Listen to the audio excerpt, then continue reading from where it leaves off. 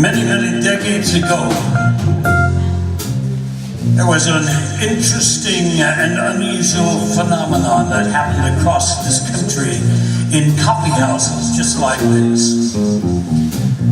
Groups of artists and poets and musicians would gather and share with each other and their audience a very particular view of the world.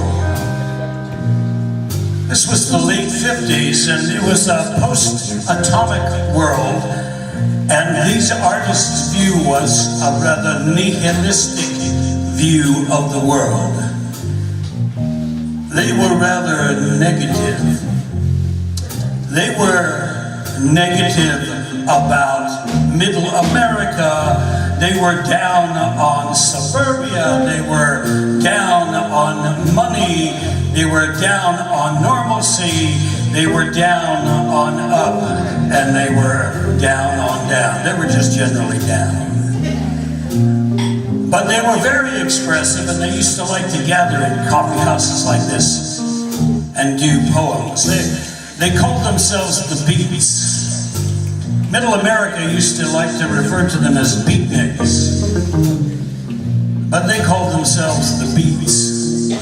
And if you could imagine a beat poem,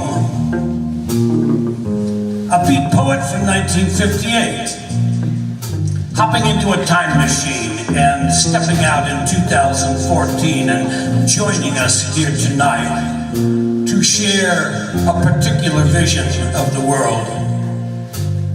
That beat poem might sound something just like this.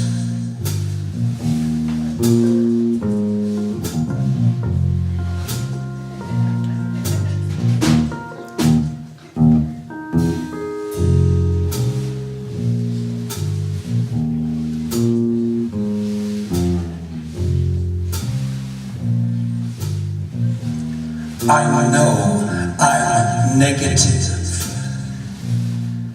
I know I'm not a nice man.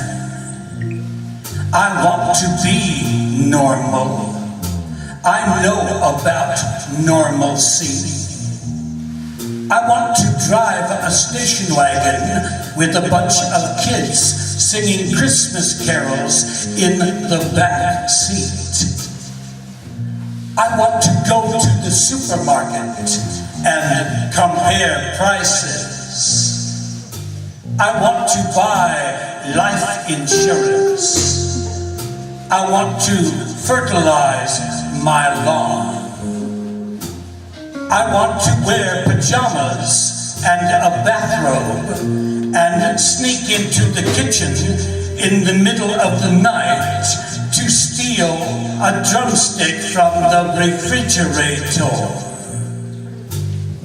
But all that costs money. Being normal is expensive. I want to be rich, and I want to be famous. These are normal desires that should not be thwarted. If you thwart them, you will lose your mind. I want fame, and I want money.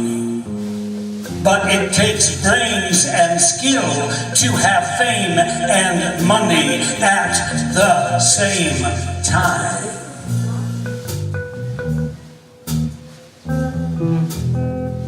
I want fame and money at the same time. That is success. I heard about this guy. He made $400 million. $400 million. I would be happy with $50 million. Most people would still think I was a success. even if I wasn't as successful as that guy. I don't care what they think. I wouldn't even tell them how much money I have. I would just ride around in my stretch limousine. And when I got tired of that, I would go home to my enormous mansion with 40 rooms. I would have a very expensive leather chair that tilts back, and a giant flat-screen TV with a remote control that changes channels just by thinking about changing channels. And a big bowl of Cheetos crunchy mozzarella.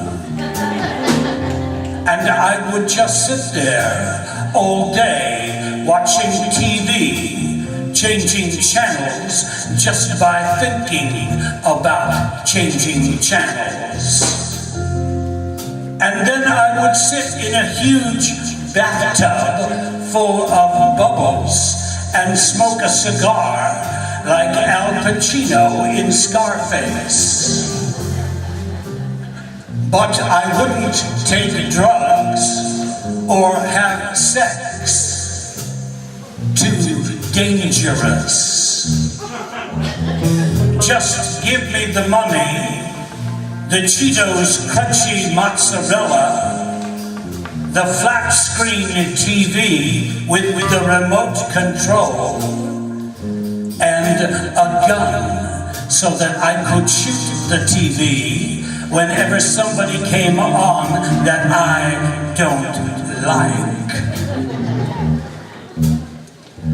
Do you know what it means to be really, really rich?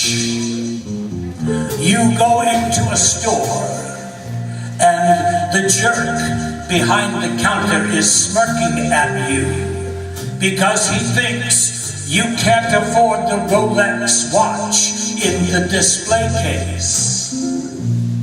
And he gives you that look, that may I help you look. He doesn't want to help me. He doesn't want to help anybody. He just wants to laugh at me. He won't show me the watch. He won't take it out of the display case. He won't even tell me the price. When I'm rich, I'm going to go back to that store. I'm not going to buy one Rolex watch.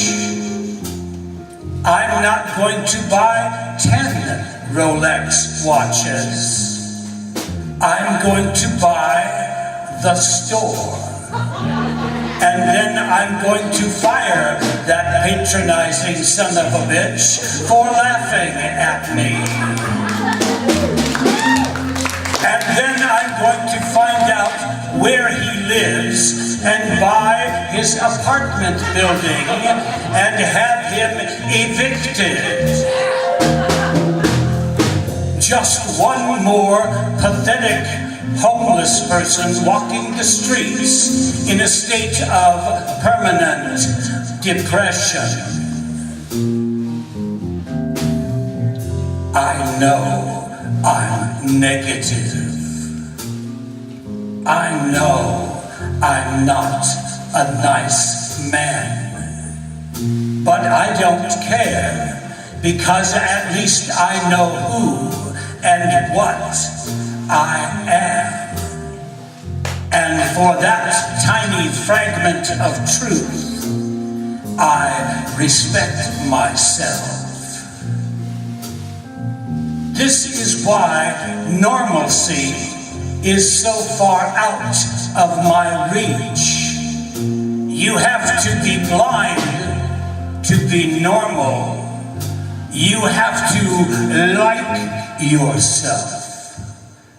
And the thought of that is so repellent to me that I am ecstatic to be in the depressing place that I am.